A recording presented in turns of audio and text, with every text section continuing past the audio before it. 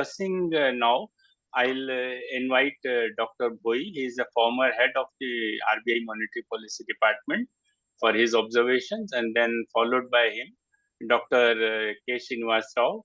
Good afternoon. Thank you very much. After listening to three veteran bankers, I think very little is left for me to speak. Fourth quarter growth is already 7.4%. Completely we cannot decouple, but so far as growth is concerned, probably we can continue to grow. Why shall we grow at 6.5% in financial year 25-26? Only manufacturing sector maybe growth last year was somewhat low, 4.5%, and probably and policy decision have already been taken. Correct. Interest rate will definitely come down. So credit growth is likely to increase because of the impact of this policy. This kind of CRR reduction with repo rate reduction happens only under exceptional circumstances. Might have come down to around $70 billion. And during next 3 to 6 months, bulk of it will mature. So when RBI would like to reduce this forward liability, they have to sell foreign exchange. Suppose they will sell foreign exchange with a $30 billion. 30 into 80, 2.4 lakh crore, 2.5 lakh crores. Coming to the net interest margin, definitely net interest margin will be under pressure.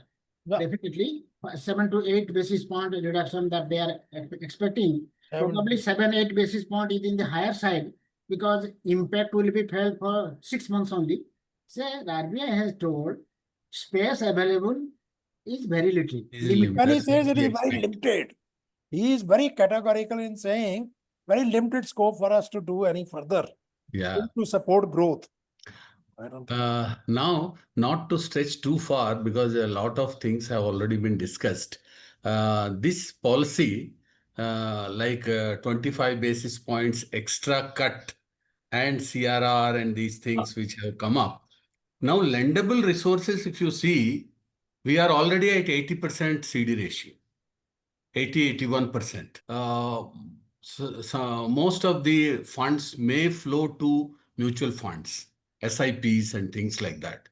And those mutual funds will bring back the deposits to the banking system in the current deposits or in the fluid part of the deposit base on which you cannot lend for 5 years and 10 years. Is having some other resources to lend because they have capital and they can raise bonds and things like that. Now, is there any cap? So if that is the case, then what is to be done? Means what we call the target is set. Signal. No, it is not that entire corporate world is going to be dependent on banks. Another is, say, outright, say, buying of foreign exchange, you can inject liquidity. So as of now, deposit growth, credit growth, they are more or less balanced. It was a situation during this early part of this calendar year. That's why there was a lot of, RBI was selling foreign exchange. That this year, our capital flow cannot be able to finance the current account deficit. Long-term liquidity, enduring liquidity to the system. And as far as mutual funds are concerned, yes, there may be a gap between deposit withdrawn and deposit coming back to the commercial bank. Well, nice to see you back after a long time.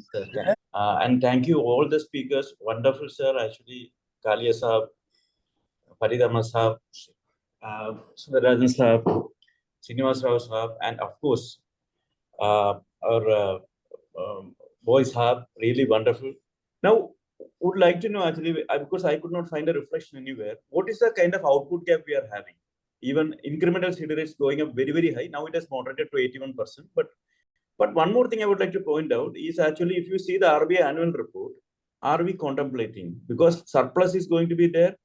Definitely, actually, it should go to the desirable sectors in the economy. One more thing may I add, Boy sir. Regarding ECB, you had mentioned, but basically ECB are all long-term borrowings, where actually working capital. So this is just I want to tell in a nutshell, sir. I have again one more opportunity today to interact with you in the evening. Maybe perhaps more questions can be asked at that point of time. So, any other person from the audience, if they want to contribute or if they want to ask any question, they are welcome for adding very, very valuable insights into this today's discussion. And of course, a very big thank you to all the wonderful audience that we have today. As a matter of fact, Mr. Biswal had also joined initially for some time, former ED of Union Bank. He was also there for quite some time, and he left within 2 days on the app. And of course, the ebook on this topic will come within 2-3 days after that.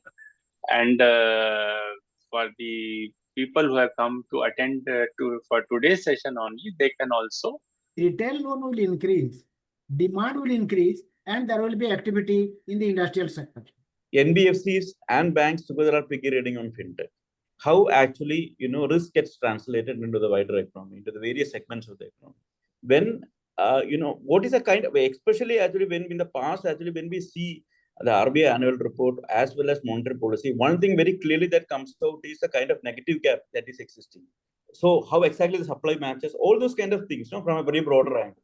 See, whatever you are saying, I mean, these are all genuine concerns that you are expressing. You were just now mentioning about personal loans, consumer loans. The things maybe credit may be flowing to this sector. Even if you are lending to NBFC, they increase the risk weight on that also. So what I am trying to say is, this is at least I have that confidence in the central bank that they are always proactively monitoring all emerging risks and taking appropriate action. So what I'm saying, proactively they are taking steps every now and then. Right now, you have seen in MFI, there is so much of stress that is taking place, right? Whether it was COVID, whether it was a global financial crisis, I still remember. Yes, there would be, when you pump in so much of liquidity, afterwards, when you suck it out, there would be some kind of concerns. That always happens in all economies. It has never, quantitative easing you take from US or any point. That happens. But we have been served very well. And I think we should be having that kind of confidence. That is all that I wanted to say. Thank you. Dr. Rao, now you have seen, earlier, the approach of Reserve Bank of India was more in measures rather than reactive measures. And you would have seen the kind of penalties for even small, aberrations they are imposing. Message is loud and clear. Well, yeah, that's the. So regulated entities have to be cautious about risk management. Central bank has the privilege to see whether the asset they are building up, they are creating more risk to tweak the prudential regulation, microprudential and macroprudential, based on off-site monitoring. And the off-site monitoring has become very stringent nowadays.